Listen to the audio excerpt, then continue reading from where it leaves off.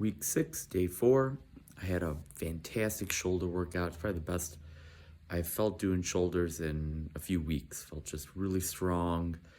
The presses, upright rows, front raises, rear delt raise, all that stuff. Felt just really super strong. Felt really good again today with just how I'm feeling, energy, mood. I'm not feeling any lag or just weak or anything like that from the calories starting to get low. I slept great again last night and just got my head on straight. I'm just super focused and not thinking about deviating or giving up or cheating or anything like that. And I know we got the Super Bowl coming up Sunday. You're going to see all those commercials. I'm sure you're going to see a lot of just junk food and fast food commercials. And it's just, not to bash on it, but it's just, that stuff is just so bad for you. There's so many chemicals and just weird ingredients in it. Like if you ever look at the nutrition labels, and you can find them online on their websites, if you're getting fast food, they don't, like if you're ordering for Domino's, for instance, they're not going to have it on the box, the pizza box. You have to go online and look for it. But there's just some weird chemicals that they put in there. And the rule of thumb for me when it comes to reading the ingredients list is to, well, number one, if you can't pronounce what's in it, you shouldn't put it in your body. Like there's some chemicals that food companies put into their product that have been tested and have been found to be a probable carcinogen, which means cancer causing, in mice and rodent studies. Even in Europe, some chemicals that have been, they've banned certain chemicals that we still use here in the States, which is kind of scary. Also over there, like some of the food color dyes, like Red 40, Yellow Lake 5, all that stuff. In Europe, on any type of product, if they have more than one, they have to put a warning label on the front of the product saying, warning, this product contains such and such food chemical, which could possibly lead to ADHD, or any type of other things like that. Like some of the food chemicals have been shown to cause ADHD and hyperactivity in children.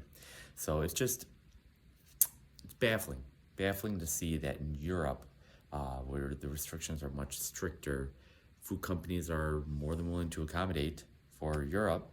But here in the States, where things are a little bit more laxed, companies aren't willing to make it the same. Like if you just Google, like for instance, some type of cereal like Fruit Loops, and you Google like American Fruit Loops nutrition ingredient, then you Google Europe Fruit Loop nutrition, and you look at the ingredient list in both, they're totally different. Like they don't want to put that warning label on the front of the Fruit Loop box, because then they're going to lose money because people aren't going to pay for it then if they see a warning label. So they're using like real actual food as coloring, like blueberry powder, beetroot powder, turmeric. Like these things were used hundreds, thousands of years ago, not just as spices and foods to eat, but even as dyes to dye clothing.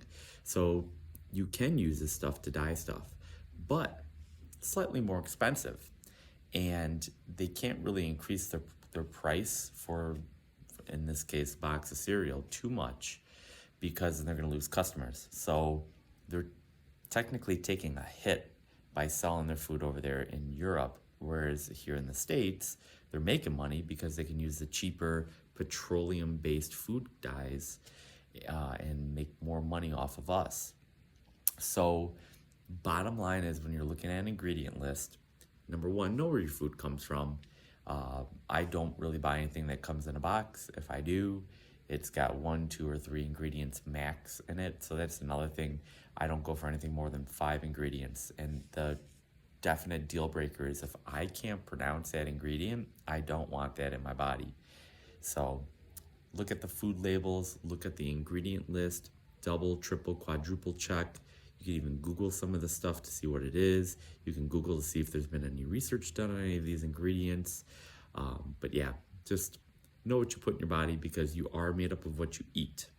It's not like your fats, your proteins are just made out of thin air. Like, it comes from the fats and the proteins and the carbohydrates that you put into your body. So do you want to be made out of beef and eggs and fish and olive oil? Or do you want to be made up of Doritos and Cheetos and Domino's?